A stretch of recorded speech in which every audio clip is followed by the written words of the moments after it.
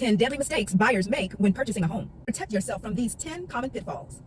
Number 10, not purchasing a home protection plan. This is basically a mini insurance policy for your house, which lasts about 1 year and can cover basic repairs that you may encounter. It's super useful, and you end up paying only pennies on the dollar for these repairs. Muy importante. Number 9, not examining insurance issues. Be sure to purchase adequate insurance. An experienced insurance professional can answer any questions that you may have to help give you the comfort you need.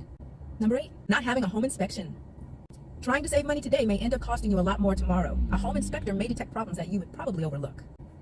Number 7, not following through on due diligence. So what is due diligence? Due diligence is you doing your part to inspect everything that you expect out of that home. Make a list of any concerns that you have related to crime rate, schools, power lines, neighbors, environmental issues. Give that list to your agent. Your agent will probably have some boilerplate documents that list other items that you can inspect as well to assist you in doing your due diligence. Addressing these concerns ahead of time will give you confidence in your purchase. 6, not considering your long-term needs. It's important to plan ahead. How long do you plan on staying in the home that you're purchasing? 1 to 3 years, 3 to 5 years, 7 years or more? Think about the home that you're planning to buy and its suitability, and make sure that it's going to fit you in the long run. Number 5, thinking there's only one perfect home out there. Buying a new home is the process of elimination, not selection. As a matter of fact, new homes arrive on the market every single day. So you might think you just found the perfect home and the next day walk right into something even better. There is always something better out there. So it's your job to make sure that your agent understands exactly what your needs are, show you those homes so that you can make the best selection possible.